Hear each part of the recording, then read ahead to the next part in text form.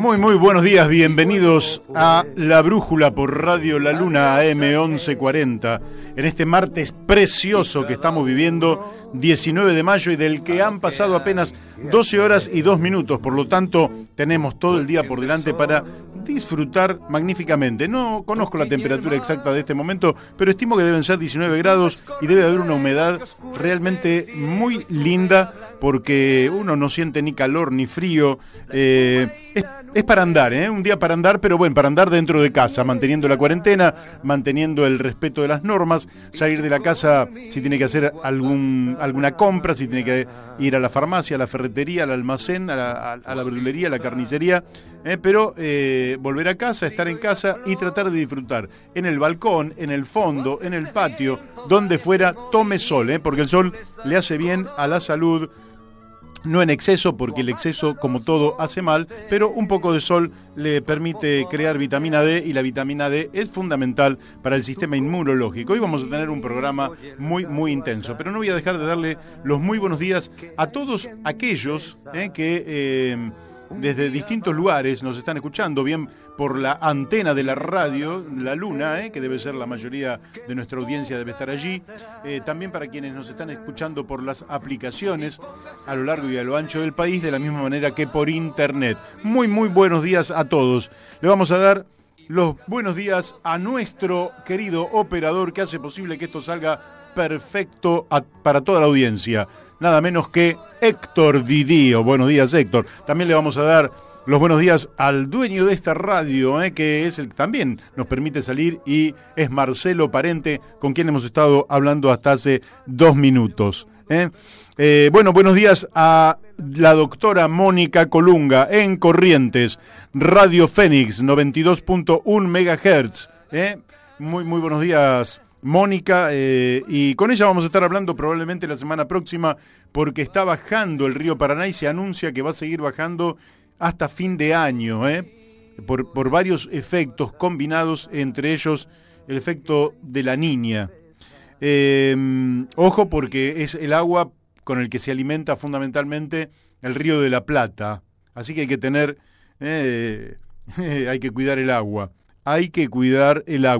Muy buenos días a Radio La Paquita, FM 88.9, Uspallata, Mendoza. Hoy, Gustavo Figini, Elvio Yadanza y Alberto Muñoz, a quienes les mando un fuerte abrazo. Estén muy atentos, porque hoy seguramente vamos a estar teniendo un reportaje nada menos que con un senador de Mendoza, Marcelo Romano, y va a ser para sacar balcones. ¿Por qué? Porque nos preguntamos por qué quieren desaforar al senador Marcelo Romano.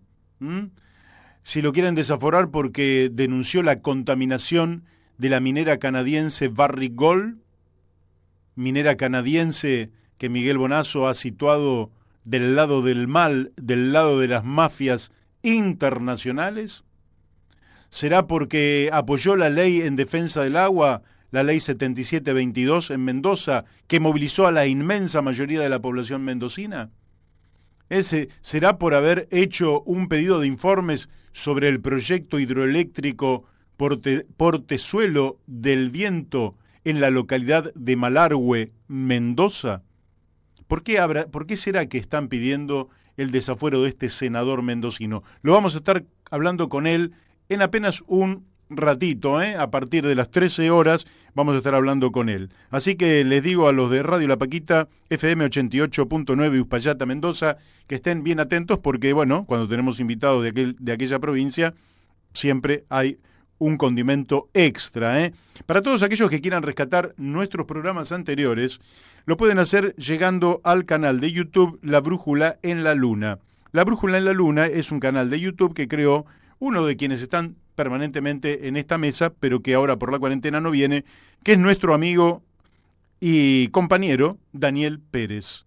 Y al otro que le vamos a dar los muy buenos días también es a Daniel de Abrantes, que seguramente hoy esperamos de él alguna participación en el programa. Vamos a tener, como les decía, un programa intenso. Vamos a estar hablando con el diputado de la ciudad, mandato cumplido, Adrián Camps, secretario general del Partido Socialista Auténtico. sobre la mayor crisis en la ciudad autónoma de Buenos Aires de las últimas décadas.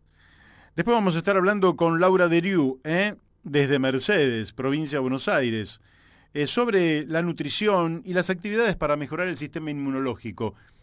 Ojo que nada de esto implica que haya que desatender el lavado de manos, los barbijos, el distanciamiento físico y toda la normativa y todos los protocolos y todo lo que se ha dicho para defendernos de este maldito virus llamado COVID-19. Pero si nos llegara a tocar la desgracia, tener el sistema inmunológico bien es lo que ha hecho que algunas personas hayan pasado el contagio sin ningún tipo de problemas. Después vamos a estar hablando, como les decía, con el senador Marcelo Romano, temas candentes. Después vamos a tenerlo a Alejandro Olmos Gaona, en un desagravio a una figura extraordinaria en el sanitarismo argentino, una figura que hizo uno de los mejores sistemas de salud del planeta Tierra en su tiempo, allá entre el 47 y el 54, en plena época, en la mejor época del peronismo, podríamos decir, que es Ramón Carrillo. Se han dicho barbaridades de Ramón Carrillo y un historiador y conocedor, porque aparte lo conoció, Alejandro Olmos Gaona, va a hablar sobre la materia. Después vamos a tenerlo a Daniel de Abrantes, alternativas dentro de la cuarentena, y finalmente a Carlos Méndez. Quiere decir que fíjese que tenemos un programa que usted realmente, yo sé que nadie se puede quedar con el oído durante 2 horas puesto en la radio, pero fíjese que tenemos realmente una oferta absolutamente extraordinaria, profunda y diversa, con temas de todo tipo. Si ustedes me preguntan cuál es el tema de hoy en día, claramente el tema de hoy en día, de hoy, es sencillamente el tema de los jubilados. Si tuviéramos que elegir un tema para el día de hoy, sin lugar a dudas tenemos el tema de las jubilaciones. ¿Qué está pasando con la jubilación? Bueno, nuevamente las jubilaciones no están siendo actualizadas por la ley anterior ha quedado en suspenso y entonces se producen ajustes que son a criterio del Poder Ejecutivo Nacional.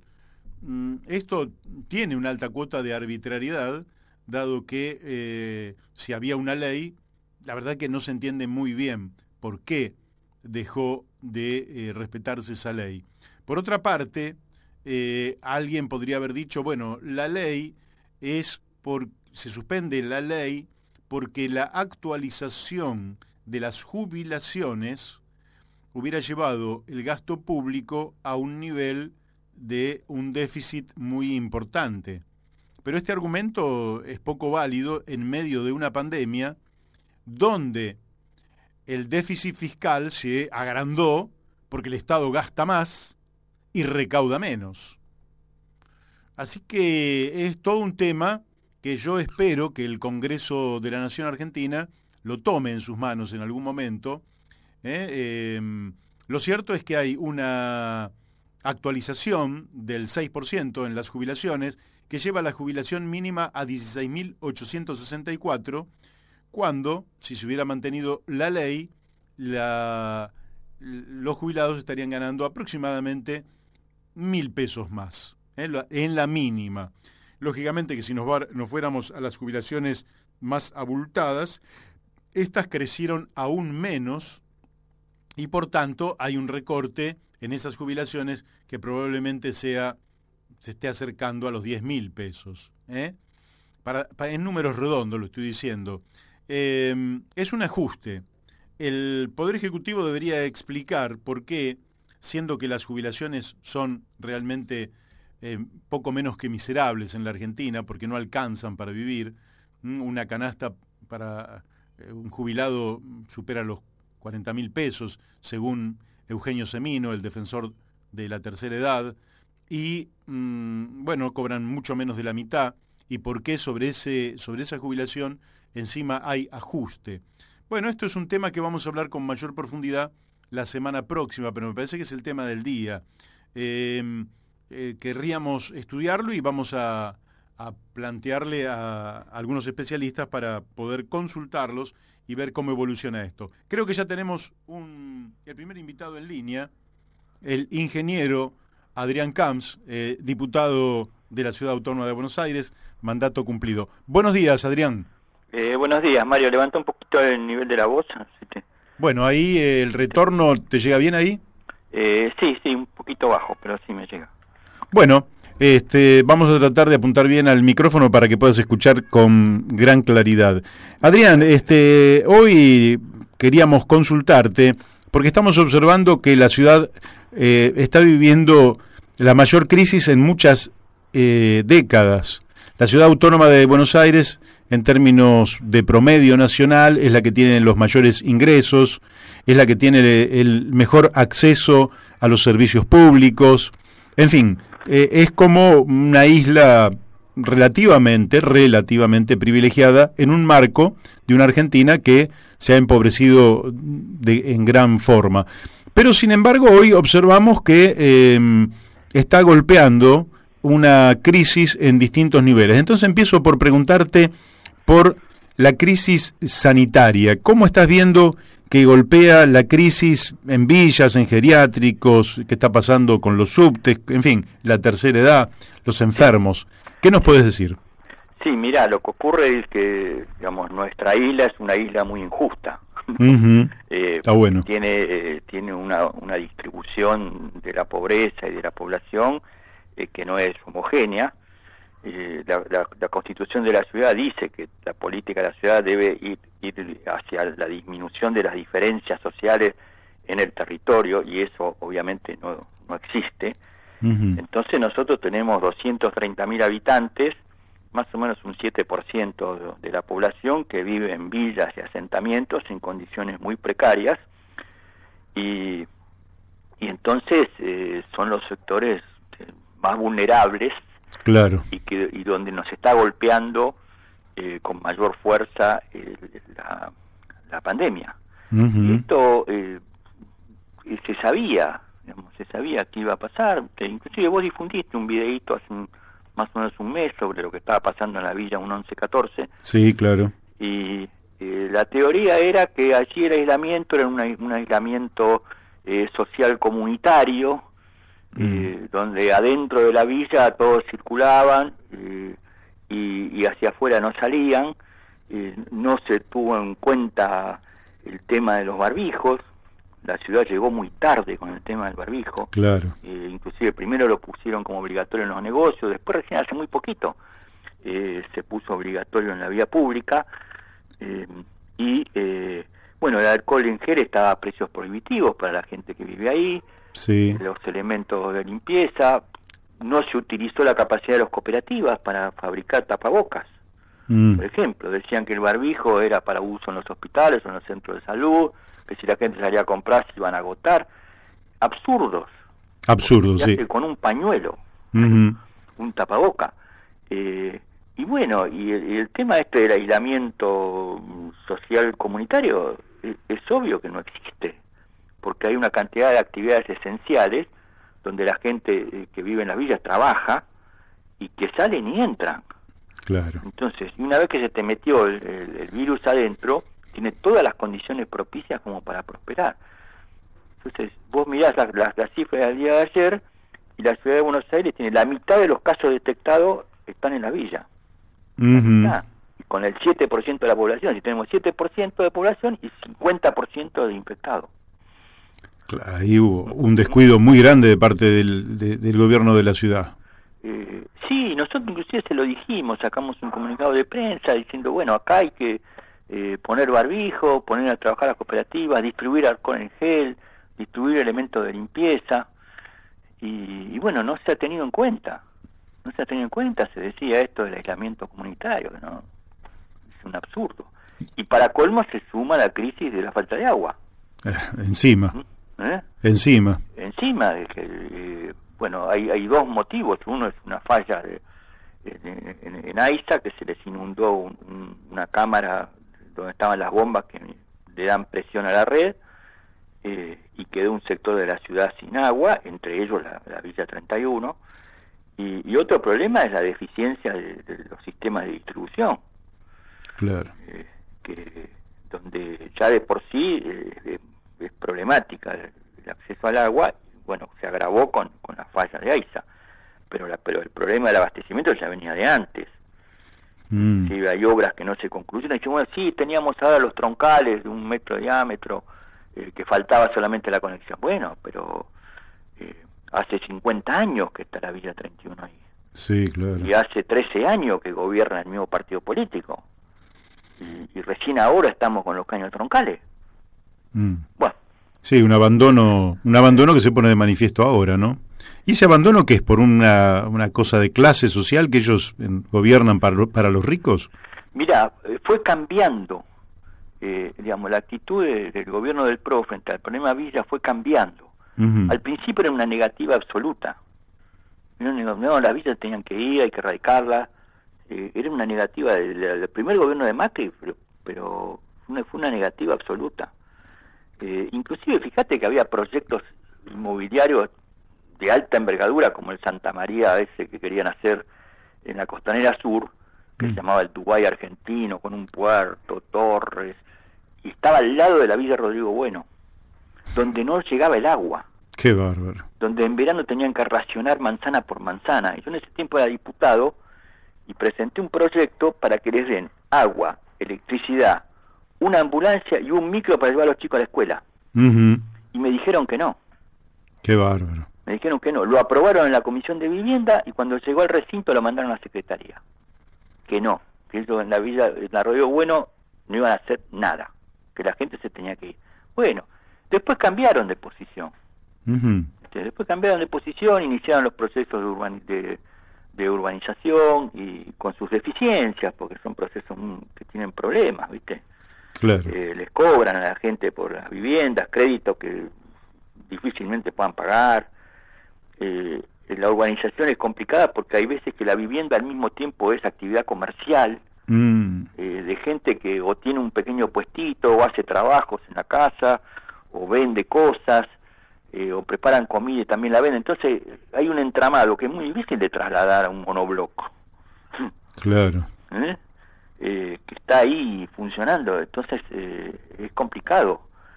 Todas esas cosas tienen que ser tenidas en cuenta. ¿Y el barrio 31, cuántos habitantes tiene? Yo me recuerdo que alguien me había dicho 70.000 personas cuando fui en el 2000. 45.000. 45.000, pero es una ciudad. Es una ciudad, y es el punto que tiene más alta concentración demográfica de la ciudad de Buenos Aires. Mirá. Tiene más que Palermo, que Recoleta. Así, y después está al lado está la 31 bis. Claro. O sea que tenés que sumarle que no tengo estadísticas la 31 bis, pero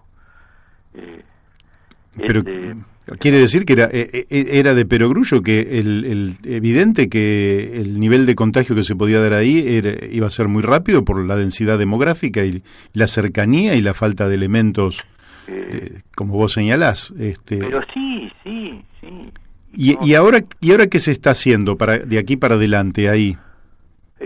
Mira, lo que están haciendo son testeos. Si van recorriendo y van preguntando personas que pueden ser sospechosas o que tienen cercanía con personas que se infectaron o cercanía con... Y entonces testean. Claro. Ahora por suerte tenemos el test argentino. Sí. Que se ha puesto en producción, bueno, y se puede testear. Y bueno, y a partir de allí se busca el aislamiento. Pero ya llegamos tarde. Ya llegamos tarde. ¿Y qué pensás? ¿Qué consecuencias puede tener? ¿Se puede seguir desatando esta curva que evoluciona en forma exponencial? Pero está evolucionando en las villas. En la villa, está circunscrito a eso. Está evolucionando en las villas porque ahí sí se volvió exponencial. Claro. Pero en el resto de la ciudad la gente ha tomado muchas precauciones. Evidentemente vos por salir a la calle o ir a hacer la compra no te contagiás, porque si no estaríamos en un nivel de contagio absoluto. Sí, claro. Acá todo el mundo se la pasa haciendo colas en los supermercados, en la farmacia, en el banco. Si estuviese el virus en la calle circulando, estaríamos todos enfermos. Y todos han tomado precauciones, todos andan con barbijo, algunos andan con la máscara de acrílico, en los negocios hay mamparas, o directamente no entras, tenés un banquito en la puerta, te atienden desde 2 metros. Acá la gente ya se dio cuenta. Sí, claro, es eso. De cómo esto hay que manejarlo. ¿Viste? Entonces el riesgo es bajísimo de que alguien se contagie por ir a un comercio en la calle. En la calle, cuando vos te vas a cruzar con alguien, se te separan, se te ponen a 2 metros o se cambian de vereda, ¿viste? Y te caminan 2 metros atrás, 2 metros adelante. Ya eso ha sido tenido en cuenta. Sí. Entonces, Sí. Por eso a mí me parece un absurdo que se plantee, bueno, sí, la ciudad tiene muchos casos, tiene que cerrar los comercios. No está ahí el problema. Claro. Está en las villas, está en los geriátricos, está en los centros de salud. Apareció en un momento en las cárceles.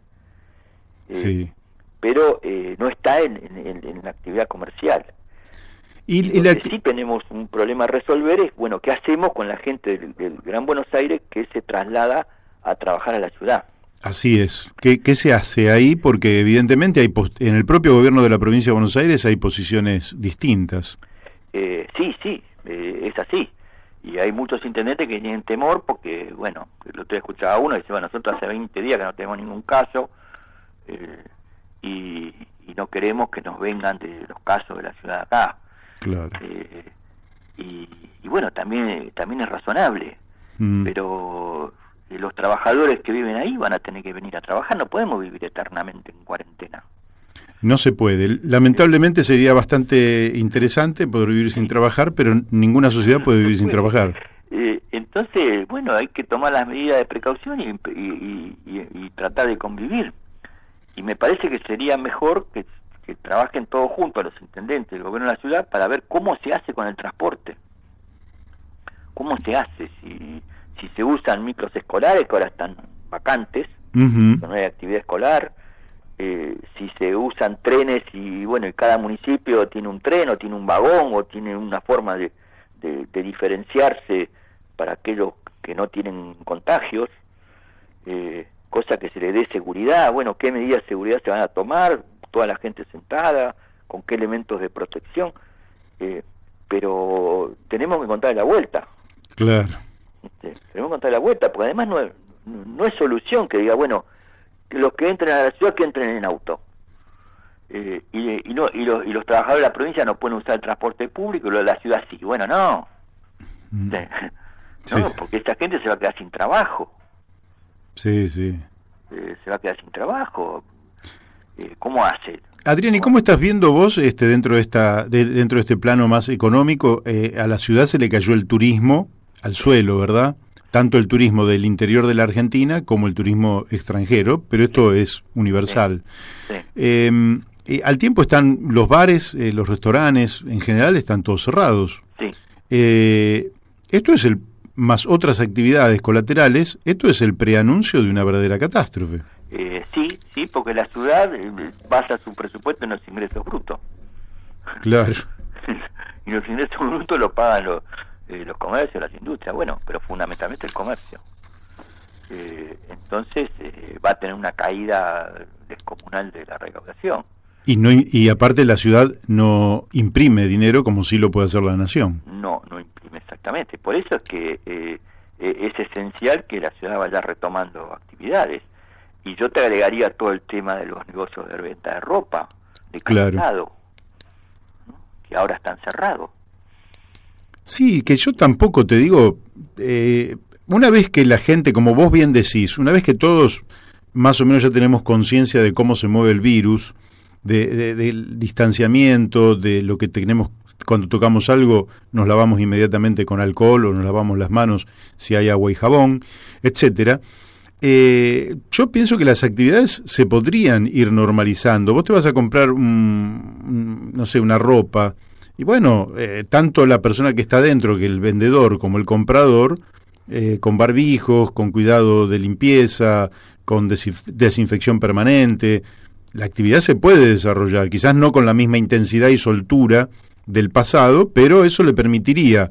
No es lo mismo para un comercio vender el 35% que no vender nada. Es así. Yo te digo, acá muchos ya antes de que los habilitaran ya estaban preparando los comercios, te ponían cartelito en la puerta, bueno, llamame por WhatsApp. Claro. Digamos, la gente quiere volver a trabajar y son muy precavidos. Son muy precavidos. Mira, yo vivo cerca del barrio chino y los chinos fueron los primeros que pagaron el precio porque la gente tenía terror de todo lo que fuera chino. Lógico. Decían, bueno, el virus de China, va a venir un chino acá, cosas que son... Sí, fantasías, pero son lógicas. Pero entonces estaban todos los negocios vacíos de los chinos. Y los chinos tenían todos barbijo, mampara, alcohol en gel, te tomaban la temperatura, ¿viste? Eran los únicos que hacían eso. En los demás negocios nada y la gente andaba por la calle sin barbijo. Fueron los primeros que tomaron conciencia. Y nosotros lo mirábamos como cosa rara, ¿no? Pero ahora es todo el mundo. Acá no hay nadie que no se maneje así, ¿viste? Que no se maneje así. Y la gente volvió a comprar a los chinos. Ya ahora es una cosa totalmente normalizada, ese tipo de compra. Claro. Pero sí, porque la gente no es tonta, también sabe que se pueden infectar y que pueden tener consecuencias graves, que se le puede enfermar la familia. Entonces está muy naturalizado. El problema, ya te digo, son los barrios vulnerables porque ahí no hay posibilidad de aislarse. Sí. Pero no, tienen que sacar a la gente a hoteles, tienen que llevarla a lugares. Claro, y hubo muchos sindicatos que ofrecieron sus instalaciones para sacar a la gente, o por lo menos sacar a todos los que estuviesen sospechados, pero y algunos no se tuvieron en cuenta. Se ofreció la cooperativa del Bahue a dar sus instalaciones. Bueno, en un momento eso se pasó de largo. Te hago un par de preguntas más. Una te referida a la legislatura. ¿Has visto a la legislatura a la altura del desafío? Mira, por lo menos funciona. Por lo menos estuvo funcionando. Claro. Adaptaron, no funcionan en el recinto de sesiones, funcionan en uno de los salones, con prevenciones. Bueno, los oradores no hablan desde la banca porque no existe más la banca. Sí. Hablan desde el estrado, pero siguió funcionando, ¿no? Está bien. No sé si con el grado de compromiso que tendría que tener, pero bueno. Zafó más o menos. Y la última pregunta tiene que ver con ¿cómo estás viendo vos, ya más desde el terreno de la política, este acercamiento hacia el centro que han tenido Alberto Fernández con Horacio Rodríguez Larreta? Sí. ¿Cómo lo estás viendo? Mira, me parece que es un acto de sensatez. De sensatez, porque estamos metidos en un problema donde si generamos más conflicto va a ser peor.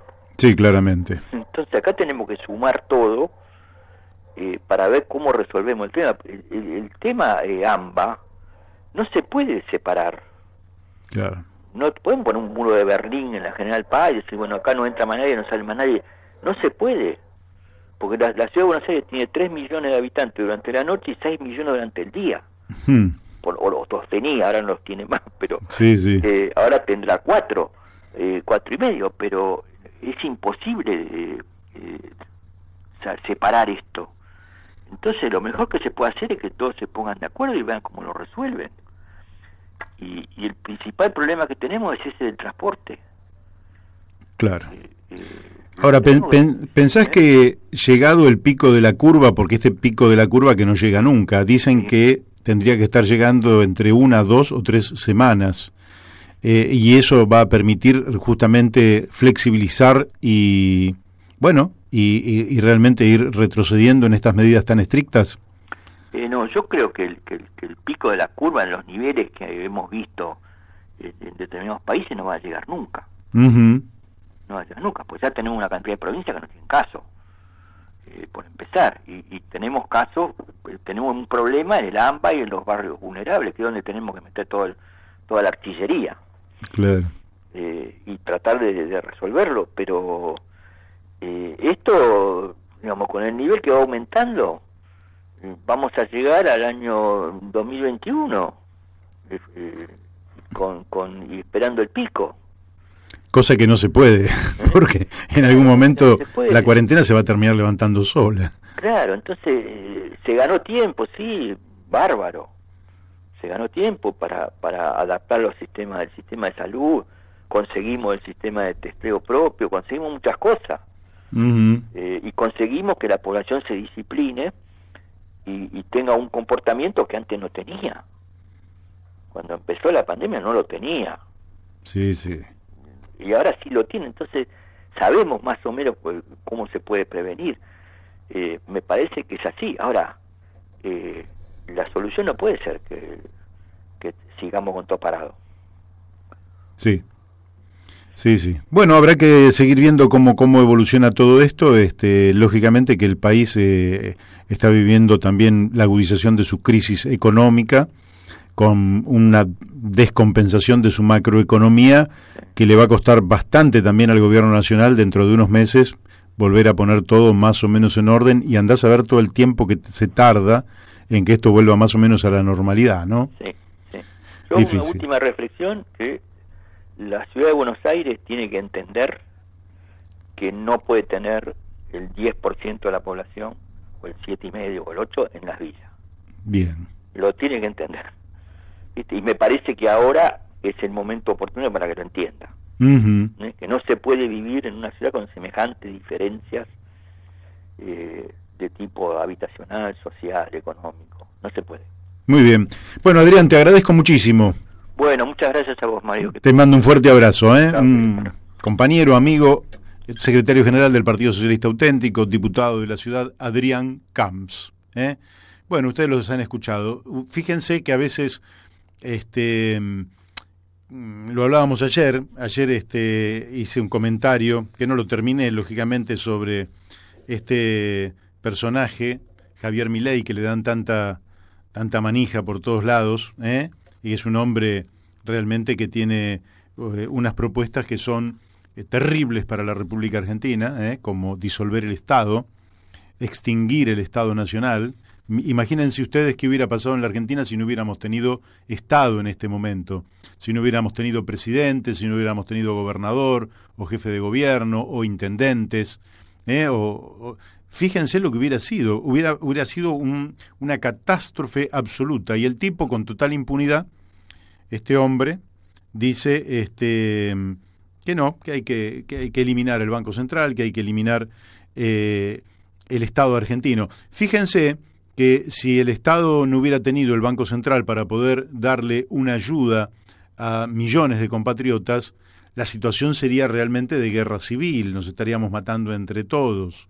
Sin embargo, la situación la pudieron, con estas herramientas que aún le quedan al Estado argentino, se ha podido sobrellevar, y esperemos que entre todos podamos aportar para que lleguemos a un buen puerto. Pero ¿qué hubiera pasado si no hubiéramos tenido todo esto? Y fíjense que este hombre, Javier Milei, habla de la libertad. Jamás se le ocurrió hablar de la igualdad, aunque nuestro himno, inmediatamente después de la libertad, habla de la igualdad. Pero fíjense que la desigualdad en la ciudad de Buenos Aires termina atentando contra todos, porque si la gente de la villa tiene un crecimiento exponencial de contagiados, también ese contagio puede salir de allí. Y somos todos iguales frente al virus, Sí, bueno, el que está mejor alimentado probablemente resista un poquito mejor, el que es más joven resista un poquito mejor, pero en principio somos todos iguales frente al virus. Entonces nosotros necesitamos elevar la condición social de nuestra población. La igualdad no es para abajo, la igualdad es para arriba. La igualdad no es que seamos todos pobres, indigentes o miserables, no, en absoluto. De lo que se trata es que toda la población pueda elevar su condición, todos puedan tener una vivienda digna, todos puedan aportar con su trabajo, con su esfuerzo al bien común, al bienestar general, y todos podamos desarrollar la vida en plenitud como corresponde. Bueno, creo que tenemos un llamado. Tenemos un llamado de nuestra amiga, ambientalista, ecologista, docente, concejal, mandato cumplido. Laura Deriu. Hola, Laura, ¿cómo te va? ¿Cómo te va, María? Mujer orquesta sería, multifacética. Absolutamente. ¿Qué te faltó decir? Ama de casa. Ser humana, porque todo eso tiene que ver con la vida misma, ¿no? Sí, claro, tiene que ver con la vida y me parece que aparte, sin delatar tu edad, tampoco tenés 15 años, quiere decir que pudiste hacer todas estas cosas a lo largo de tu trayectoria y de tu breve, pero muy rica vida en los ámbitos particulares de la docencia, políticos, etcétera. Laura, hoy que te queríamos convocar porque hablamos mucho de cómo se combate al virus estando fuera de nuestro cuerpo, con alcohol, con lavandina, todo eso más o menos está. Pero se habla muy poco de cómo se combate al virus cuando el virus accedió a nuestro organismo. Y como la inmensa mayoría, quizás el 99% de las personas, por dar un número, no digo que sea ningún número exacto, pero el 99% de las personas salen victoriosas en esta lucha ya cuando se incorporó el virus al cuerpo, eso quiere decir que el sistema inmunológico es el que actuó como defensor de ese cuerpo, de nuestro cuerpo. ¿Cómo hacemos para fortalecer nuestro sistema inmunológico? ¿Qué deberíamos en principio hacer desde, digamos, herramientas naturales y económicas, ¿no? Bueno, mira, hay distintas maneras y es un tema interesante porque es de lo único que no se habla prácticamente. Bueno, últimamente se empezó a hablar un poquito más. Se ve que la gente se informó mucho por las redes y de hecho fue a recurrir a esas ayudas a través de distintos consejos que lamentablemente no salen de donde deberían salir, que es de los médicos, justamente. Nosotros hablamos, ¿te acordás? Antes de que se supiera efectivamente cómo incide la vitamina D en el tema inmunológico. Habíamos hablado de ese tema la vez anterior. De lo importante que era incorporar esa vitamina gratuitamente, exponiéndonos 10 minutos por día al sol, con eso es suficiente, 5 días a la mañana, 5 a la tarde, si querés, para estimular la producción de vitamina D. Si no, es que incorporarla con los alimentos o comprarla, pero eso ya te va a salir un poquito más caro.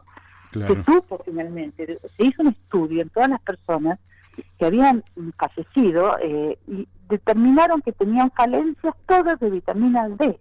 Entonces, cuando empiezan a ahondar un poquito en el tema de la enfermedad y sobre todo en la gente que lamentablemente muere, se van a encontrar, la mayoría de las veces, con distintos problemas, además de las comorbilidades o las enfermedades concomitantes o crónicas ya existentes, en muchos casos también esto, concretamente, falencias de vitamina D, y esta está directamente asociada con el sistema inmunológico. Pero también hay otras cuestiones. O sea, nosotros hablamos del sistema inmunológico y pensamos en nuestras defensas, ¿no? Ahora, ¿hay manera de fortalecer esas defensas? Y sí, evidentemente sí, pero no porque lo diga alguien que se le ocurre, sino porque hay trabajos publicados y estudios hechos sobre propiedades que tienen distintas sustancias, o sea, distintos alimentos o distintas plantas, que estamos ya en el terreno de lo que es la fitomedicina.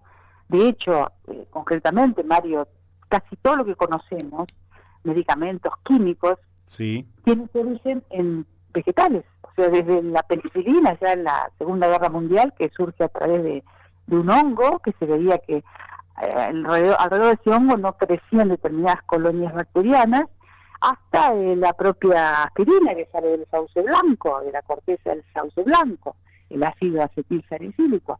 Y después tenés un listado enorme, pero enorme, hasta las estatinas también salen de un hongo, de un proceso de fermentación, bueno, ergotaminas, bueno, dejemos de lado los nombres técnicos.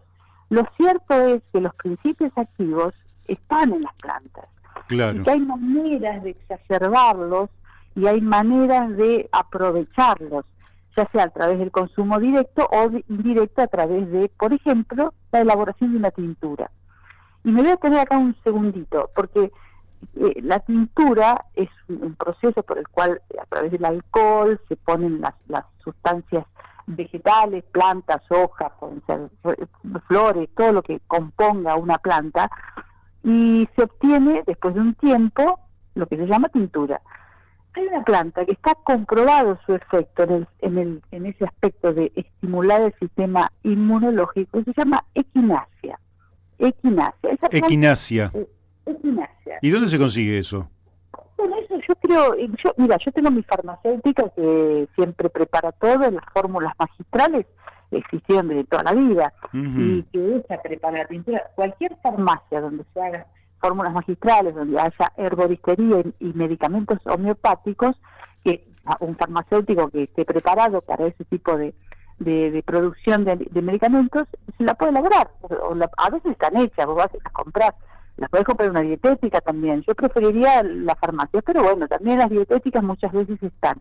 Hay tinturas de lo que se te ocurra, pero tintura desde Hipericum, que es un antidepresivo no químico, hasta tintura de cualquier tipo de planta medicinal. Pero bueno, esta específicamente tiene esa función. Después tenés los alimentos. Bueno, dentro de los alimentos, el ajo tiene propiedades extraordinarias y uno lo puede consumir así, me gusta fresco, porque hay gente que no se banca el olor. Bueno, el que no le gusta se lo puede comprar en comprimidos, en pastillas, que ya le quitan el olor como para que no tenga tanto aliento y eso, y consumirlo. Además es un hipotensor natural, además de estar relacionado con el sistema inmunológico. Y te digo, toda esta información para que la gente sepa, yo la estoy sacando y la estoy juntando de gente que estudia esto y que lo estudia desde el punto de vista médico, ¿no? En Argentina está la Asociación de Fitomedicina, Asociación Latinoamericana de Fitomedicina, donde está el doctor Alonso, que creo que es la persona que más sabe de estos temas en Argentina, que es profesor universitario, egresado de la UBA, y que justamente hace una compilación de todos estos productos que son para la salud y para estimular el sistema inmunológico, y que, bueno, gentilmente ofrece esta información a todos los que quieran acceder. ¿Y cómo se accede? ¿Vas por internet? Alguien que nos quiere escuchar y dice, bueno, yo quiero enterarme lo que dice el doctor Alonso. Puede ingresar a su sitio. Estuvo el otro día, hace poco, en un canal de aire, que lo cual me llamó la atención, ¿no? Pero estuvo hablando de estas cosas, ¿no? Pueden ingresar directamente a su sitio por las redes, a través de Facebook o Instagram, y ahí, bueno, acceder a todas las recomendaciones. Bueno, dentro de esas recomendaciones, te digo algunas más. Bueno, tintura de equinacia, el sauco, que también la gente consume el dulce de sauco. Bueno, se puede tomar té de sauco en infusión. Yo se lo pongo al mate directamente. Esto también se compra en cualquier herboristería. Los propóleos, los caramelos de propóleo, comerse alguno en el ginseng, tiene otro efecto inmunoestimulante. Te decía lo del ajo. Y yo agregaría, bueno, además, la vitamina C. La vitamina C es extraordinaria, porque comprarla ahí en comprimidos efervescentes, cuando podríamos comprar el ácido ascórbico, o sea, que es la vitamina C en polvo como tal. Ajá. ¿Y eso dónde se compra? Bueno, ese es el tema, no se consigue. Hay aparece ahí en el Mercado Libre, supuestamente es todo legal, yo no sé, el que quiere investigar, pero es mucho más económico comprar el polvo y tomarte tu dosis diaria, porque podés tomar 2 gramos, 3 gramos, es más. Hay quien sostiene que la vitamina C también, hay todo un trabajo hecho sobre el ácido ascórbico de Pietro Gratacós, que es un médico cubano que estudia la terapia metabólica, y que además dice que no hay problema, o sea, se puede tomar, y cuando más tomás, más el organismo la aprovecha, porque además es un excelente antioxidante. Y no me quiero olvidar, si tengo un minuto más. Sí, cómo no. El tema de los probióticos. Esto tenemos que pensar probióticos en una parte de nuestro cuerpo que ya los últimos estudios e investigaciones ya mira, hablan de un segundo cerebro. El segundo cerebro humano, ¿sabés dónde está? En el intestino, aunque no parezca. Mira vos. En el intestino. Se han descubierto en el intestino, bueno, la importancia que tiene la flora intestinal normal, la buena, porque en el intestino conviven distintos tipos de bacterias. Una es buena y otra no tan buena, pero la buena la tiene a raya la otra. El problema es cuando la otra empieza la buena y ahí empiezan a aparecer un montón de que justamente nacen en el intestino. Y si uno se va hacia atrás, hacia el padre de la medicina, Hipócrates, el genio de la isla de Kos, antes de Cristo, y Hipócrates decía que las enfermedades comienzan en el intestino, y decía, la muerte entra por las tripas. Mira, eso lo decía 460 años antes de Cristo, y además decía que tu alimento sea tu medicina y tu medicina tu alimento. Mirá vos, hoy en pleno siglo tremendo, XXI, se sabe que en el intestino están las bacterias encargadas, entre otras cosas, de producir dos mediadores químicos, dos neurotransmisores, que están muy relacionados con la depresión o con la irritabilidad, que es la serotonina y la dopamina. Bueno, se sabe que se produce más en el intestino que en el propio cerebro. O sea, el 80% de ese mediador, de esa sustancia neurotransmisor, que a veces le dan a la gente químicamente, porque sufre de depresión, se produce en el intestino.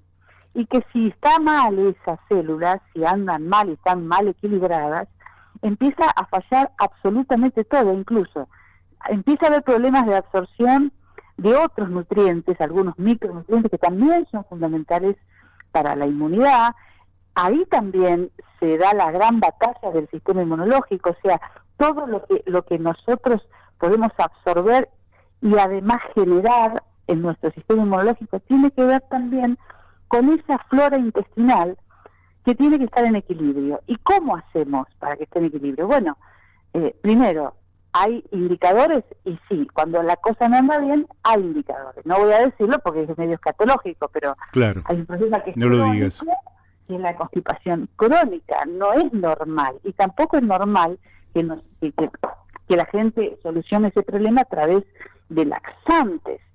Tampoco es normal que a una persona le den un antibiótico por mucho tiempo y después no le digan, mire, usted va a tener que reponer su flora intestinal porque el antibiótico posiblemente haya liquidado todo, incluso lo bueno.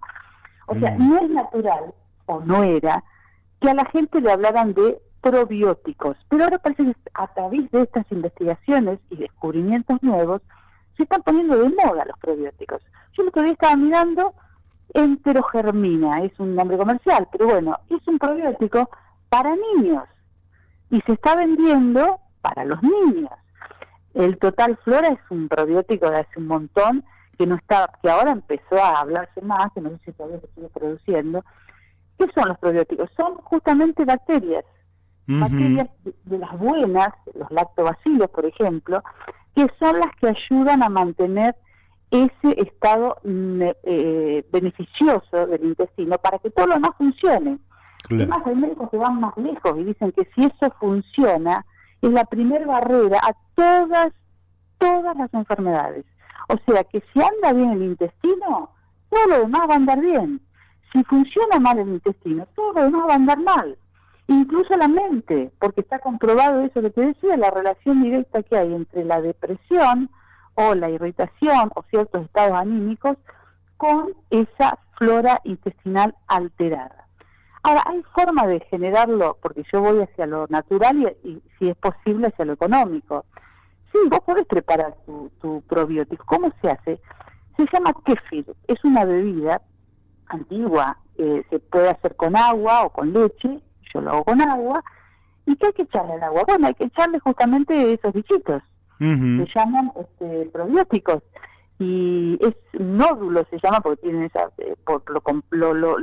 lo ves de esa manera, están impregnados de lactobacilos, y vos le echás al agua esos nódulos, esperás 24 horas, le echás azúcar, porque estos bichitos comen, se alimentan del azúcar, y a las 24 horas o 48 o 72, de acuerdo a cómo te guste, más ácido o menos ácido, lo colás y te lo tomás, y lo vas tomando de a poco. Guardás esos nódulos que a su vez se siguen reproduciendo, eso hace que puedas regalarle un pack de nódulos a tus vecinos para que hagan esa bebida. Esa bebida lo que hace es ayudar a tu sistema inmunológico a través de tu intestino a mantenerse también fuerte y preparado para dar una lucha no solo para el coronavirus, sino para cuanto virus, bicho, bacteria y parásito anda dando vueltas por ahí, porque no podemos vivir en una burbuja como esa película del niño que vivía dentro de una burbuja. No se puede.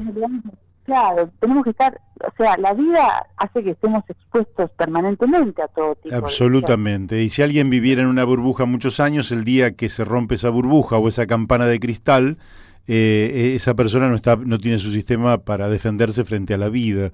Laura, lo último que te pregunto, si tuvieras que recomendar, decirle a la gente, bueno, entre a esta página, ¿cómo sería la página, por ejemplo, que vos recomendarías? O si querés lo vemos en otro momento. Sí.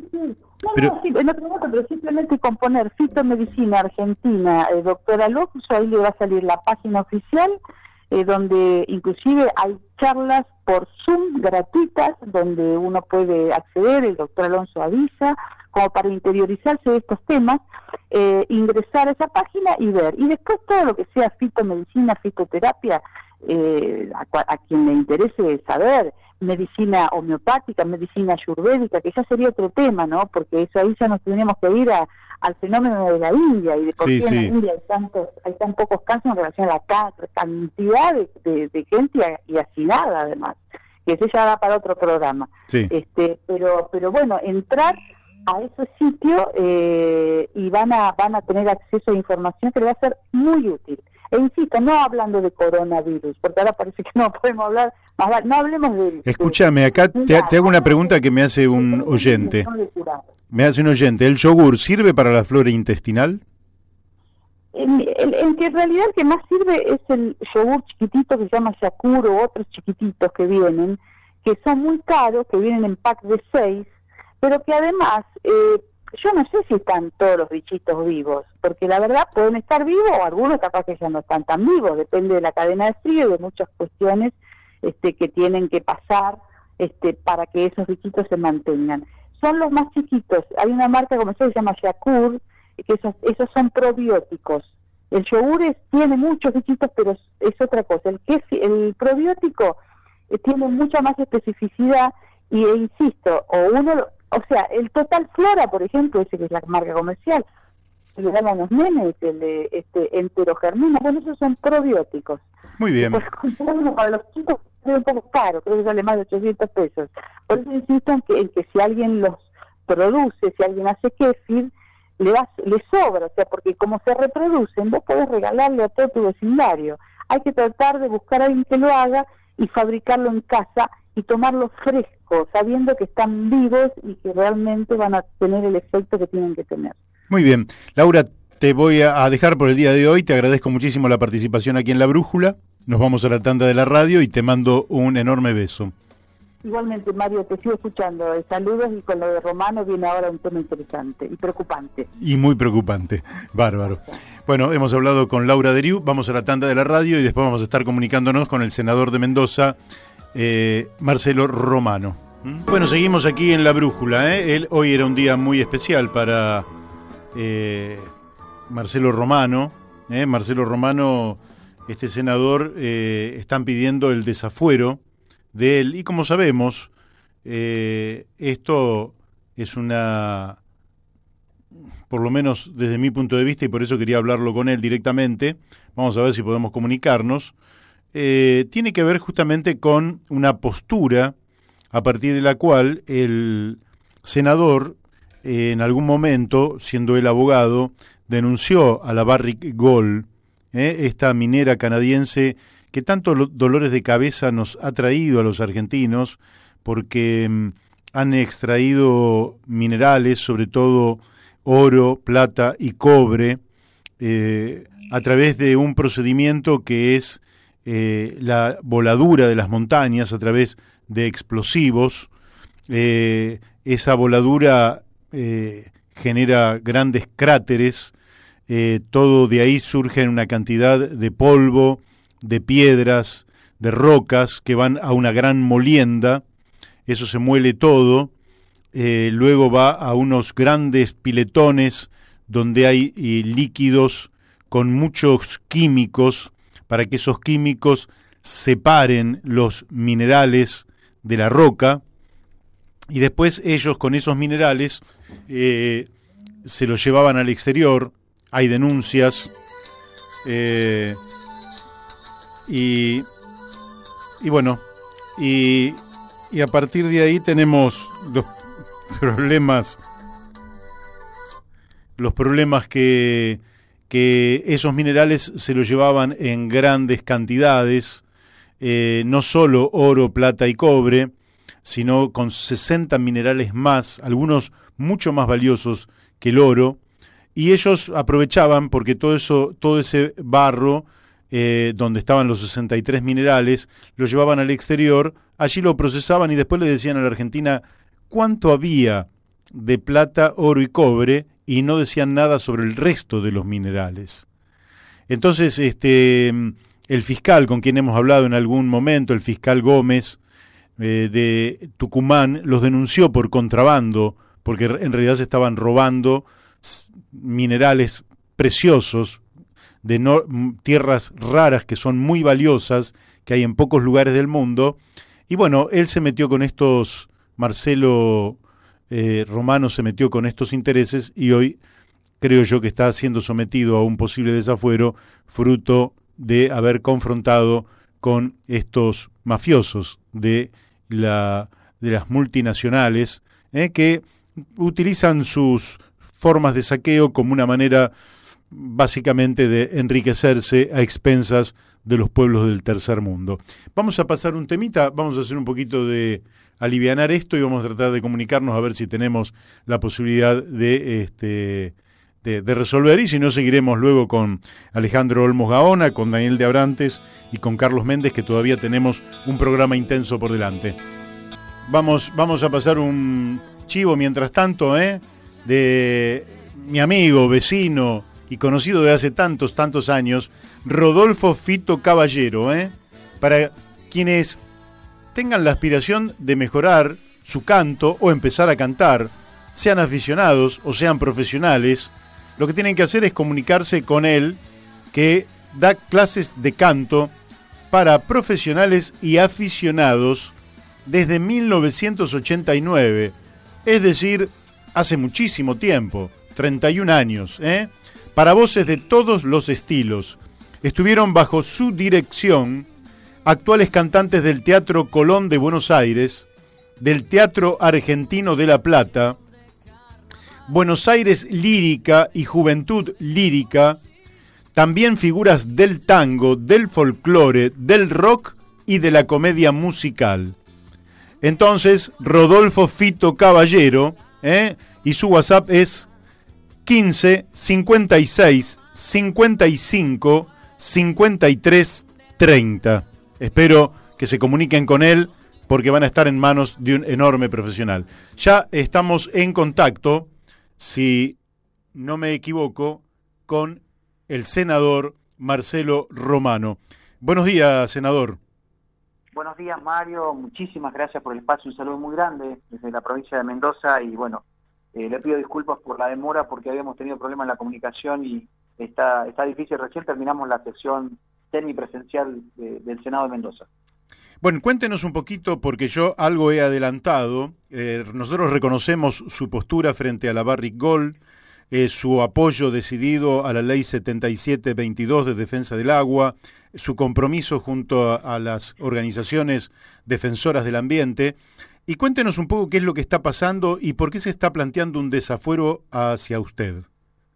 Bueno, aquí es importante saber que como en el resto o en la mayoría del resto del país hay dos fuerzas mayoritarias, lo que fue el Partido Justicialista y lo que fue el Partido Radical, con algunas adiciones, pero siempre con esas dos mismas premisas. Acá en Mendoza nació una tercera fuerza que se llama Protectora Fuerza Política, un partido que representa, bueno, el interés del mendocino de a pie, digamos, ¿no? De la organización social, el del consumidor, el que defiende las banderas del agua, el ambiente.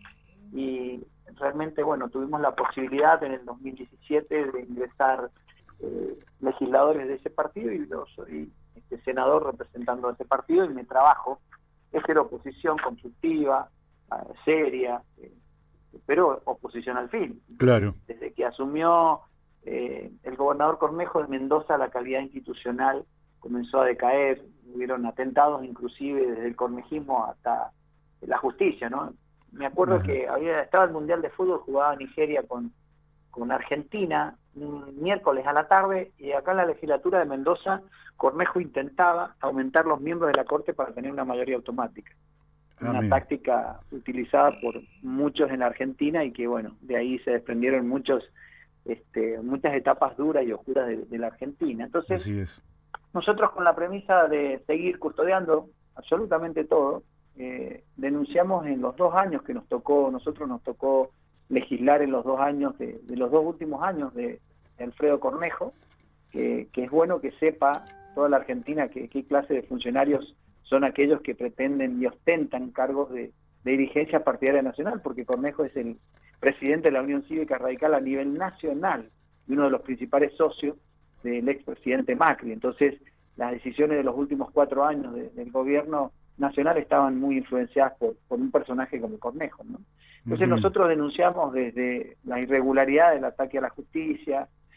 Acá hicieron fracking con sustancias químicas, es decir, explotaron el petróleo, 4 pozos sin haber hecho una declaración de impacto ambiental, y utilizaron una técnica que le inyectan grandes cantidades de sustancias químicas a la cuenca hidrocarburífera. Y eso lo hizo Cornejo, violando precisamente la ley de ambiente. Después descubrimos negociados para la revisión técnica obligatoria, la toma de un centro de esquí en Penitentes, acá en Mendoza, en la montaña, por parte del secretario de Justicia, y se lo dieron a unos amigos del poder. La publicidad oficial, 1.650 millones que Cornejo se gastaba en tener una especie de influencia mediática a través del manejo caprichoso de la pauta y una especie de negocio oscuro con los carteles en la vía pública. Ajá. Después, bueno, el problema grave que se tuvo con la 7722, que es la ley, para que la gente que nos está escuchando entienda, acá en Mendoza lo más importante que tenemos es el agua, un desierto convertido en oasis, y hace muchos años, al costado de la ruta, el pueblo de Mendoza exigió la sanción de una ley que prohíba, no la minería, pero sí la utilización de sustancias químicas en la minería. Claro. La logramos sacar. Imagínense que acá al ladito nomás, en San Juan, tenemos Hachal, donde la Barrick Gold tiró 5 millones de litros de agua con cianuro a los ríos de San Juan. Nosotros pudimos evitar eso por esta ley. Y Cornejo le deja una herencia a Suárez, el actual gobernador, y el primer acto de gobierno de Suárez es modificar la ley entre gallo y medianoche, en 10 días, perdón, en 3 días modificaron la ley 7722. La derogaron prácticamente.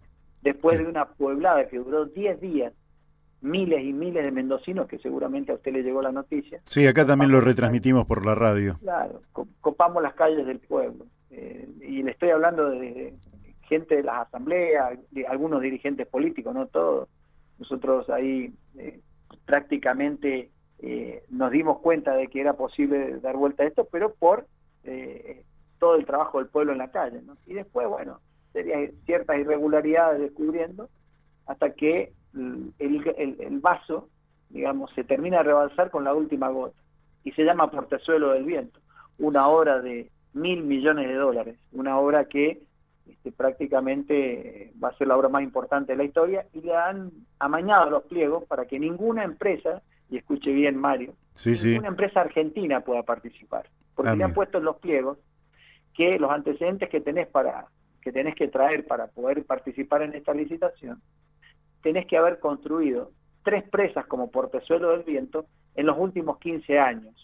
¿Y sabe qué, Mario? Ninguna empresa argentina se ha podido presentar, porque en la Argentina no se han hecho 3 presas de esa envergadura en los últimos 15 años. Entonces, ya está usted ahí dejando afuera todas las empresas argentinas, y después agregaron otro apartado, que el que fabrique las turbinas debe estar dentro del consorcio. Fíjese, dejan afuera a todas las empresas y meten a una por la ventana. Está direccionado, que es la única que ha comprado el pliego a esta altura ya del partido, que es IMSA, la Pescarmona. Pescarmona.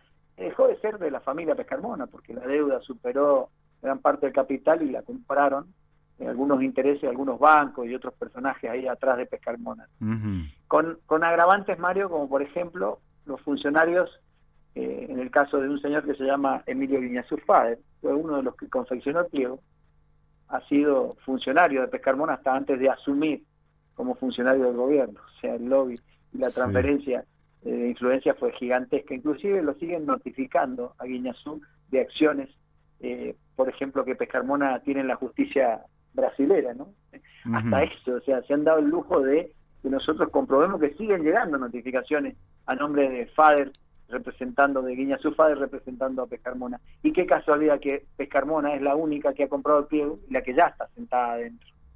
Entonces este desafuero viene por una causa que se inició en el año 2019, donde la policía había detenido, había hecho una especie de operativo y por una denuncia de los 211 de una persona que había salido, una mujer de 70 años había salido manejando en estado de emoción violenta, con un Clio, y en ese momento demoraron a mi hija en un retén policial el día de la elección de las PASO nacionales. Yo fui candidato a diputado nacional, y ese día la habían parado los policías. Cuando llegué ya se estaba yendo, porque ya habían encontrado a la persona que había salido en el auto manejando en forma brusca. Como era un auto de la misma marca con color distinto de mi hija, lo habían parado a mi hija. Yo cometo el error de decirle al ministro de Seguridad que independientemente sea la hija de quien sea, porque eso no importa, 6 patrulleros para una chica de 20 años que no tenía vidrios polarizados era bastante exagerado, desproporcionado. Entonces, hasta ahí en el 911, cuando usted llama a emergencias, todo va quedando grabado y todo está sin ninguna novedad. Ningún policía de los 6 que había dice, se paró Romano y me agredió. Cuando yo le mando el mensaje al ministro Benier, obviamente tuvieron la posibilidad de atacarme algo, porque le puedo asegurar que me han dado vuelta y no me han encontrado nada. Imagínese todas las denuncias que le enumeré recién yo de las irregularidades del cornejismo, soy el único que las denunció. Y ahí nació una causa que es una contravención, ni siquiera es un delito como exige la Constitución, y siempre cuando había algo me mostraban el expediente del desafuero. Por ejemplo, en la 7722, un senador del cornejismo, Costarelli, siempre me decía en los pasillos, mirá que tenés un desafuero, mirá que... Decía, bueno, mira, si por defender el agua de Mendoza tengo que pagarle un precio, ni fusilándome en la Plaza Independencia vamos a estar a mano, muchachos, hagan lo que tengan que hacer. Pero se ve que no había tocado callos tan pesados y tan fuertes y duros hasta que me metí con Portezuelo del Viento.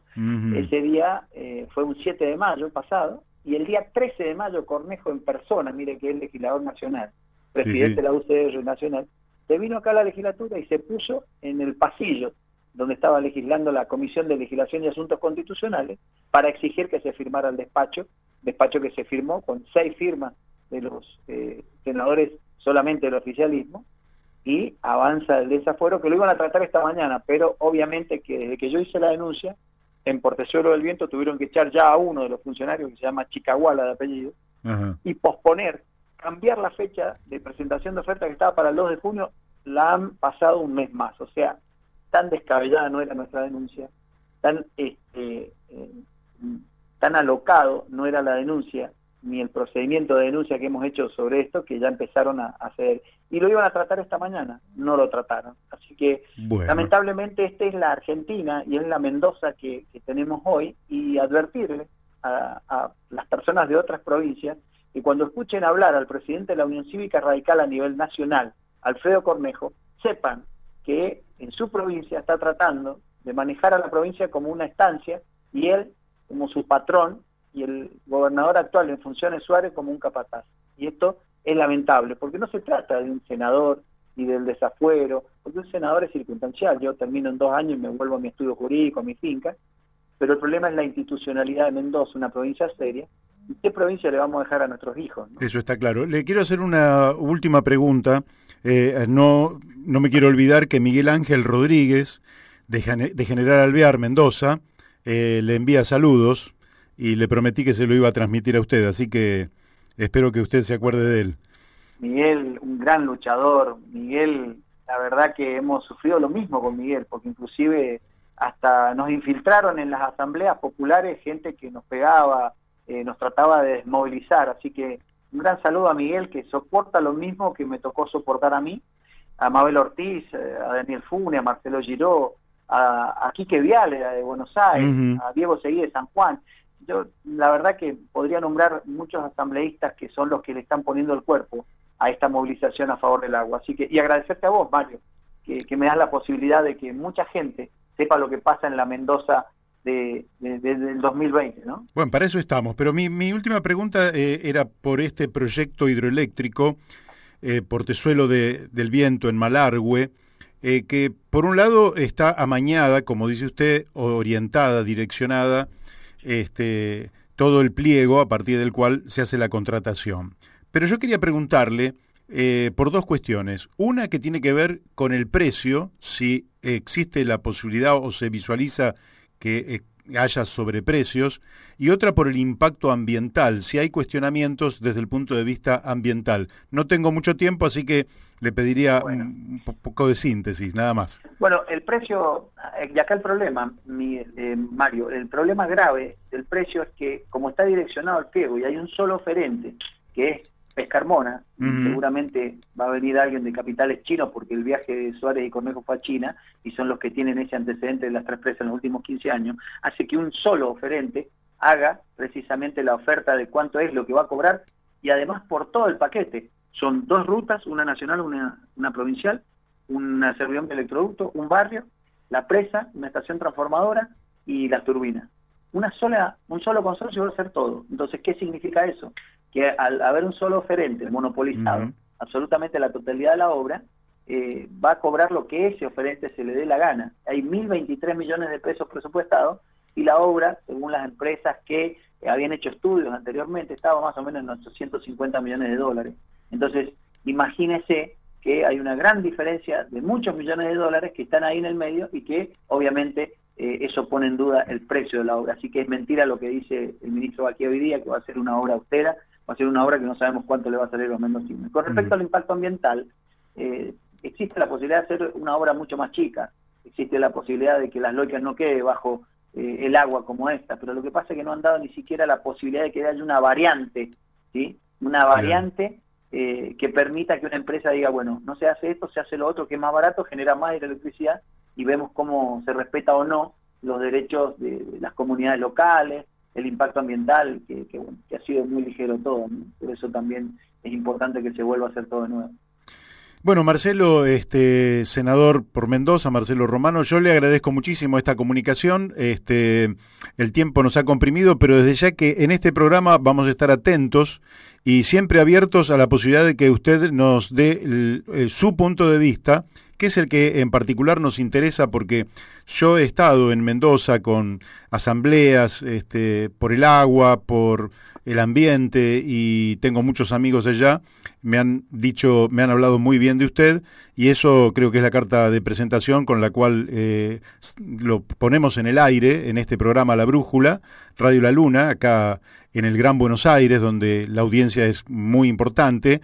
Y lógicamente que siempre vamos a estar atentos a lo que nos pueda usted informar sobre la evolución, tanto sea de esta canallada que vemos, que es tratar de sacarlo del juego, como de la evolución de todo este proceso, tanto sea en defensa del agua como lo de Portezuelo del Viento.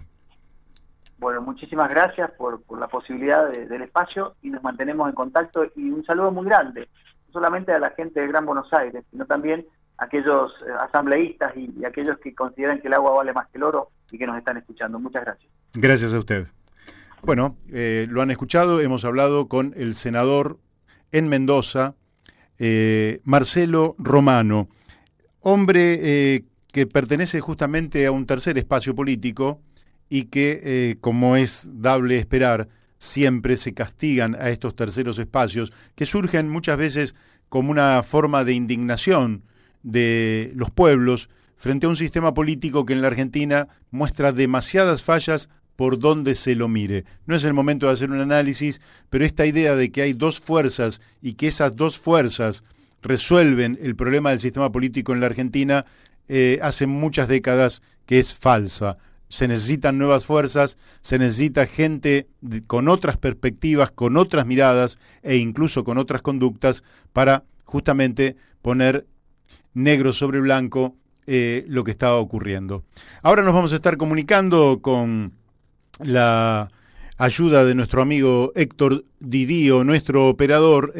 Ustedes saben que estamos en cuarentena y que lógicamente tanto Daniel de Abrantes como Daniel Pérez no están aquí, y entonces, vamos sacando el programa bien, creo yo, pero no quizás con la fluidez que podríamos tener si fuéramos más personas en el estudio. Para mí fue realmente un gusto conocer a este senador por Mendoza y lo que él terminó diciendo: el agua vale más que el oro, y es incuestionable. Y sepámoslo nosotros, miren lo que pasó en la Villa 31, buena parte del problema también se generó en ese problema de AISA de no poder otorgar el suministro de agua, y lógicamente cuando todo el día a uno le están diciendo lávese las manos, pero yo no tengo agua para lavarme las manos, estamos frente a un problema, y a veces, como en esta zona, en esta región, nosotros tenemos agua en abundancia, muchas veces no comprendemos el fenómeno de la escasez del agua, pero cuando el agua viene de la montaña y con el esfuerzo del trabajo de los mendocinos han hecho realmente un oasis, eso hay que valorarlo en gran forma. Bueno, estamos comunicados con Alejandro Olmos Gaona. Alejandro, buenos días. Buenos días, Mario, ¿cómo estás? Bueno, muy bien. En particular, Alejandro, ha habido un agravio hacia una figura extraordinaria de la Argentina, esas figuras que en general tienden a unir a los argentinos porque es la persona que más ha hecho en nuestra historia por el sistema de salud nacional, por la salud pública.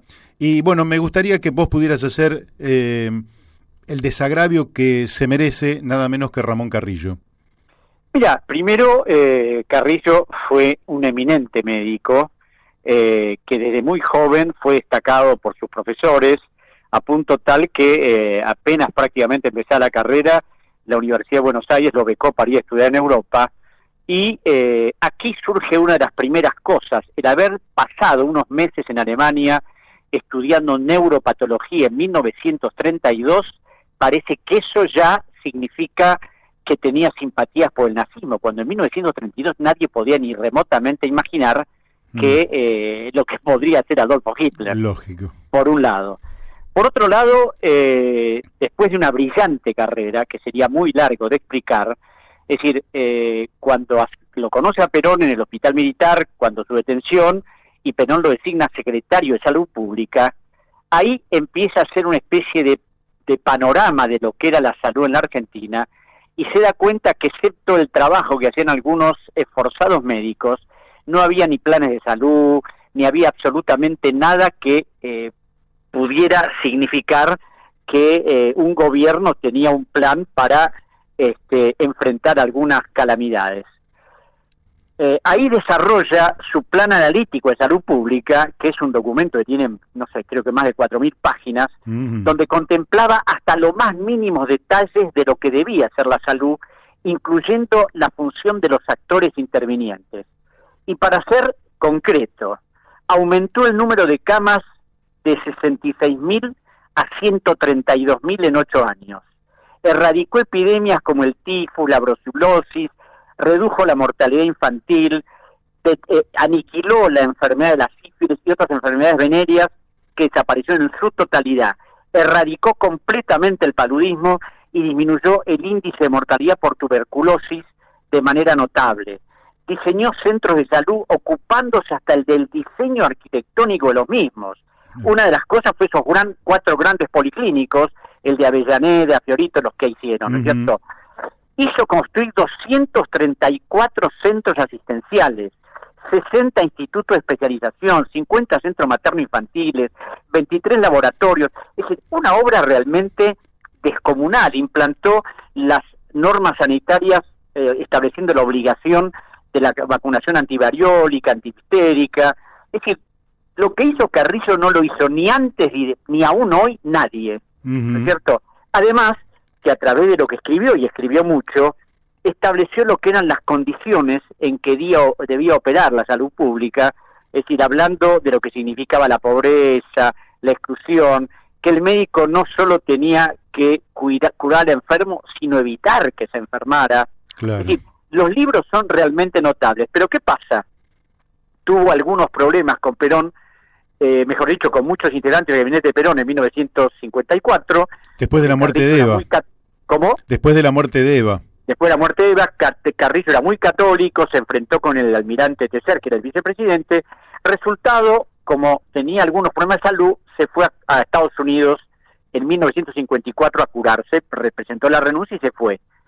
Ahí, mientras se estaba asistiendo, empezó a dictar cátedras en la Universidad de Harvard, porque claro, era admirado en todo el mundo, no solo en la Argentina, por su eminente labor como neurocirujano y además por lo que había hecho en todos esos 8 años. Pero bueno, como se le acabó la plata, se tuvo que ir a Brasil. Y en Brasil fue a un pueblito llamado Belém do Pará, donde allí consiguió un trabajo de médico en una empresa y sus problemas de salud aumentaron, y a esto se sumó lo que le significó anímicamente que, producido el golpe del año 1955, el ministro de Salud Pública del gobierno de Aramburu, el coronel Rotger, entró a la casa de Carrillo, le robaron todo lo que tenía, se apropiaron de documentos, de trabajos, de cuadros, una verdadera cosa increíble. Además, en el ministerio revisaron escrupulosamente hasta el último documento para encontrar pruebas de los delitos que había cometido, y la Comisión Nacional Investigadora, que en ese momento presidía el almirante Maclean y que después la presidió el doctor Julio Martínez Vivot, después de revisar durante meses, no encontraron ni siquiera la más mínima irregularidad.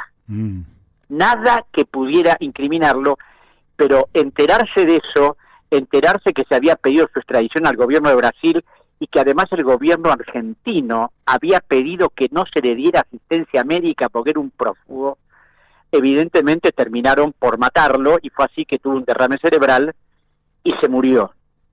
Ahora bien, encontrar alguna faceta, todos los hombres tenemos algunos aspectos por ahí no tan buenos, pero encontrar alguna faceta así oscura, jodida, si yo te diría que es imposible, pero bueno, algo tenían que encontrar. ¿Y qué encontraron?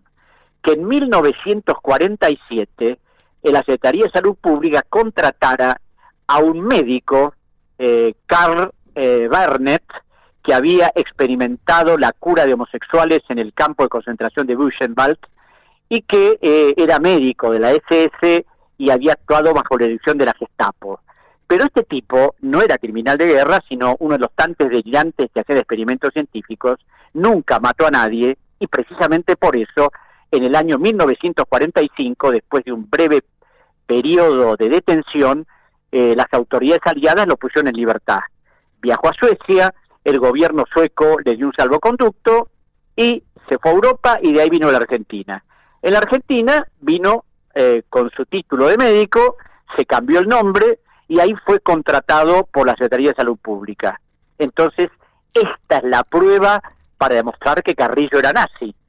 Contrató a un médico del cual no se ve que no tenía la menor idea de lo que había hecho, pero por otro lado lo contrataron para que trabajara, y este señor, es decir, era tan la falta de que hubiera reclamado algún país de Europa cuando se estaban pidiendo la extradición de montones de nazis que se habían escapado, no solo no pidieron nada, sino que además este buen señor trabajó 1 o 2 años y después instaló un consultorio en la calle Uriarte, en el barrio norte, donde estuvo trabajando como médico hasta 1965, que se murió. Es decir, no es posible que por ese hecho y por haber viajado a Alemania en 1932, ayer Perfil titule a través de un escrito miserable el asesor nazi de Carrillo.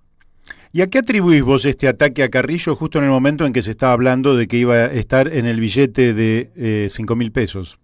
Claro, yo creo que es un ataque fundamentalmente al gobierno, es un ataque al peronismo, es un ataque al gobierno que integró Carrillo, ¿te das cuenta? Sí, claro. Yo creo que esto tiene que ver con eso. Y precisamente yo escribí un articulito que después te voy a mandar a tu correo, porque ahora dicen fake news, ¿no? Esto de fake news, sí. Esto de construir falsedades.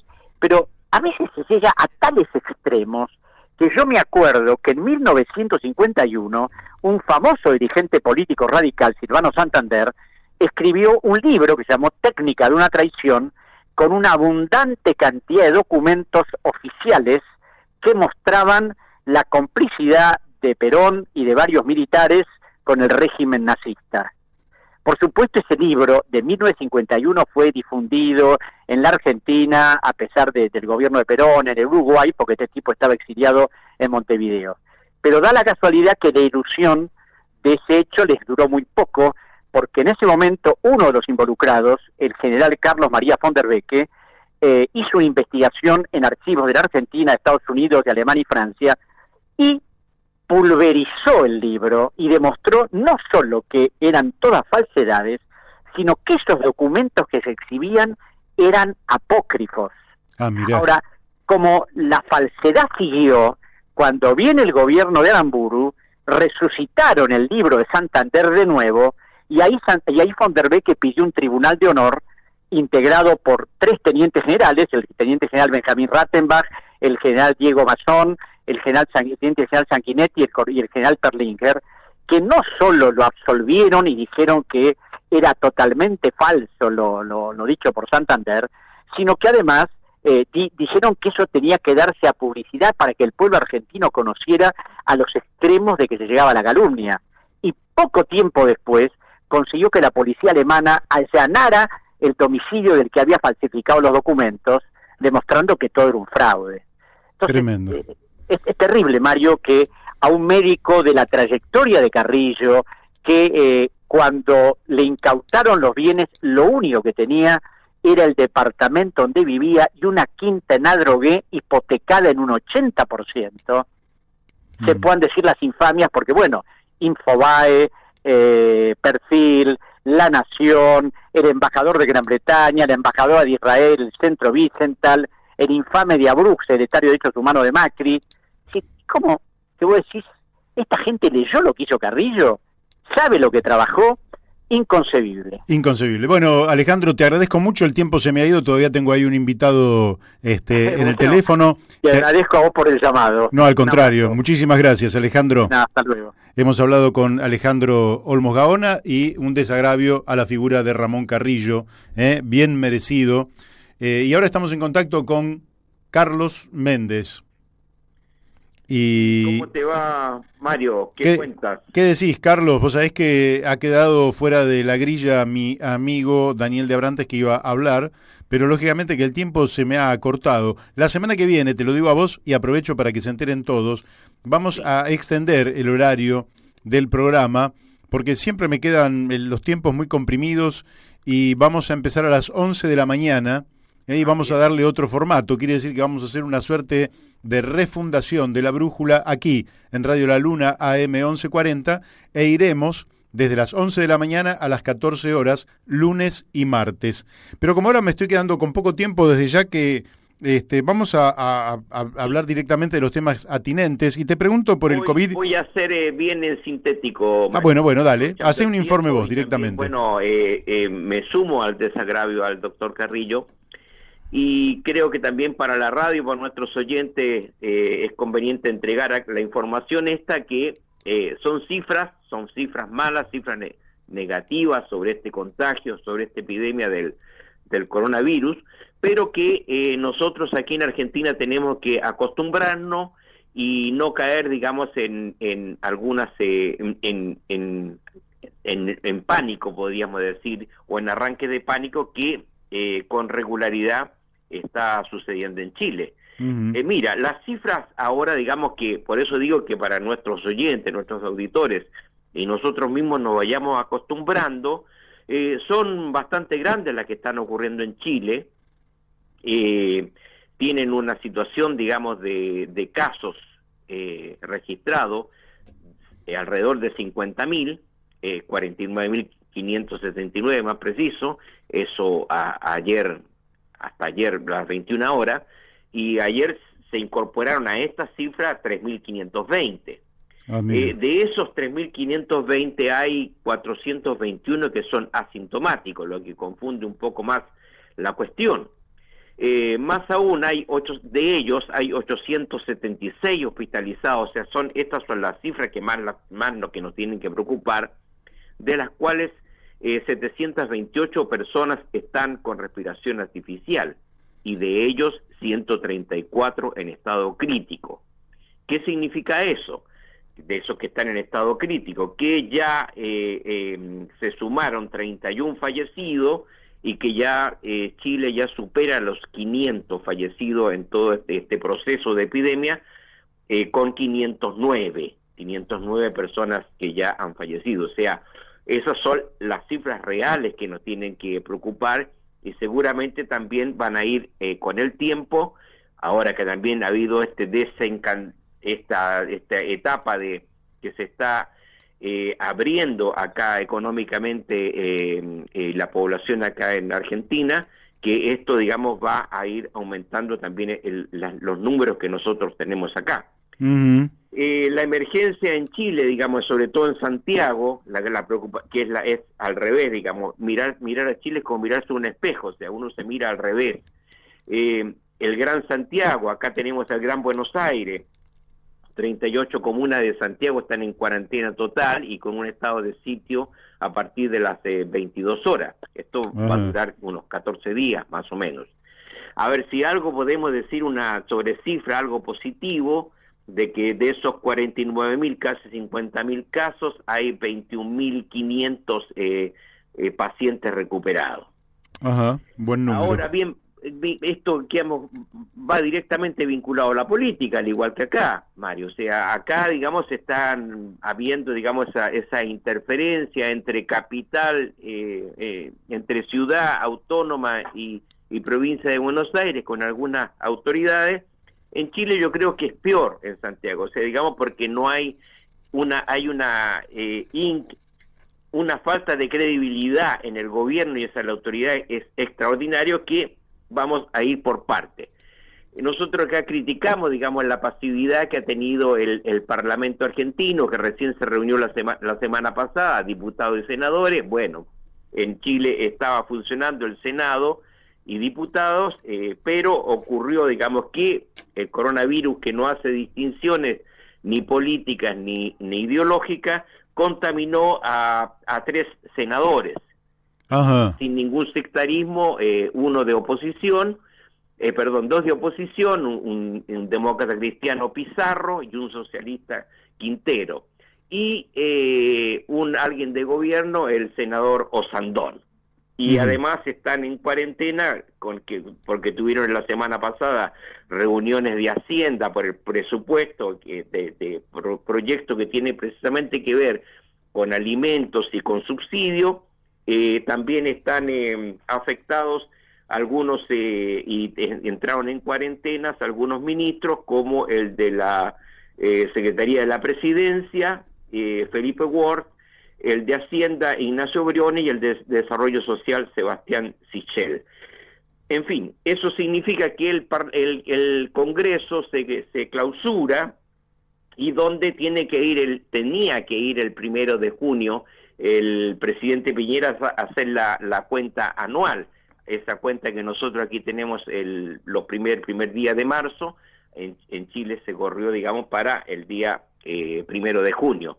Pero se están haciendo, digamos, los arreglos o proyectos anticipados constitucionales para, digamos, que esta cuenta pública sea por telemática y no sea, digamos, presencial. Ajá. Entonces, digamos, todo esto está vinculado directamente con la política, pero además el día 17, o sea, el día...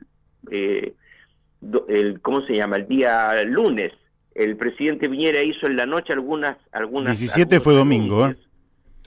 El día 17 fue domingo. Sí, el día 17 domingo hizo algunos anuncios, y uno de ellos creó una situación. Fueron medidas, digamos, pero fueron medidas que no estaban a considerar, pero que no están para implementar. Una de ellas, y que trajo una situación de conflicto ayer, anunció la distribución de 2,5 millones de canastas con alimentos y otros elementos esenciales.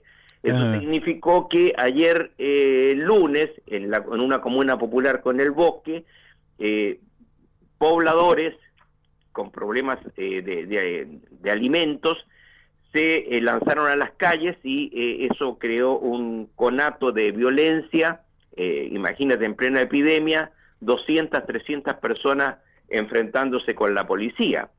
Y continuó, digamos, en la noche también con la quemazón de un micro en la zona de Conchalí, Huechuraba, otra zona popular al norte de Santiago, y también otra en Estación Central con otras barricadas, y en Peñalolén también. Bueno, es una situación que la gente sale a la calle, y eso, bueno, nosotros también tenemos, mirándose en el espejo argentino, es que las organizaciones sociales, digamos, de la gente más humilde que nosotros tenemos acá en Argentina, como la Corriente Clasista Combativa, Barrios de Pie, y otros, digamos, con esas características, en Chile no existen, o sea, o dejaron de existir fundamentalmente por estos gobiernos anteriores que hubieron, no solamente el de Piñera, sino que los mismos gobiernos de la Concertación. Entonces tomaron, digamos, la medida de entenderse con los pobres como ciudadanos, o sea, como individuos. Entonces, no en cuanto a organizaciones sociales. Claro. Lo negativo que tiene en Argentina es que tenemos los punteros. O sea, Chile no hay organizaciones sociales ni punteros. Entonces, la gente que hace protesta también masivamente en las calles, y con epidemia esto va a traer unas consecuencias que seguramente las vamos a notar también las próximas semanas, el salir, digamos, a combatir, digamos, y a enfrentarse con la policía en estos barrios populares de Santiago en búsqueda de alimentos. Situación que estás planteando, tenemos un minuto nada más. Bueno, mira, ¿cómo anda la cosa política? Lo de ayer 18 de mayo, coincidió, digamos, también con los 7 meses del estallido social. Entonces, a eso se le sumaron también algunas protestas más virtuales, digamos, con encendido, con luminarias, en fin, que otros sectores sociales también aprovechan, digamos, para relacionar una cuestión con la otra. No obstante, también hay que ver algo que se está dando los últimos días ante esta ausencia de respuesta política concertada. Hay algunos políticos que se están reuniendo para presentar algo que nosotros habíamos tratado al comienzo en noviembre, Mario, que es, digamos, la búsqueda de un acuerdo nacional. Sí. En este acuerdo nacional hay un documento que seguramente lo vamos a comentar, porque es una suerte ya de programa de gobierno, lo podríamos comentar la próxima semana, que suscribieron el jefe del oficialismo, podemos decir, el diputado Desbordes, y el ex canciller y ex ministro del Interior de Michelle Bachelet, José Miguel Insulza, que fue socialista, quien también fuera secretario general de la Organización de Estado Americano. Bueno, ahí cerramos entonces, Carlos. Muy bien. Bueno, como siempre, buen informe, siempre lo tenés que comprimir por razones de tiempo, pero te agradezco muchísimo y lo has hecho con gran habilidad, de manera que la comunicación creo que quedó absolutamente clara. Gracias, Mario. Será hasta la próxima. Bueno, Carlos, un fuerte abrazo. Hemos hablado con Carlos Méndez, estamos cerrando, y con esto quizás estemos cerrando una etapa de La Brújula que empezó hace ya más de 1 año y medio, y la semana próxima vamos a experimentar qué es lo que ocurre empezando a las 11 de la mañana, dándole al programa otro formato, quizás cuadriculando un poco más los temas políticos, económicos, ambientales, regionales, internacionales, de manera tal que ustedes se van a encontrar quizás con un programa un poquito distinto, y espero que sea no solo un programa más extenso, sino un programa mejor, que lo van a poder disfrutar o completo o por partes, pero que en definitiva lo que hemos intentado a lo largo de todo este tiempo, y seguiremos haciéndolo, es que aquel oyente que se prende unos minutos o todo el programa en La Brújula, cuando termina ese programa sale con algún conocimiento, sale con algún elemento que le hemos aportado y que le va a permitir elevar su condición de conocimiento político, conocimiento económico, etcétera, y lógicamente lo que estamos tratando de hacer es mejorar nuestro nivel ciudadano, porque si elevamos el nivel ciudadano seguramente vamos a tener en poco tiempo una Argentina mejor, que la construimos entre todos. Y cuando digo todos, digo arriba del 90%. Por hoy les mando un fuerte abrazo. Nos estamos encontrando el lunes de la semana que viene a las 11 de la mañana en Radio La Luna AM 1140, sin olvidarnos que el próximo lunes es el 210 aniversario de la Revolución de Mayo. Entonces, hasta el lunes y viva la Revolución de Mayo. Chau.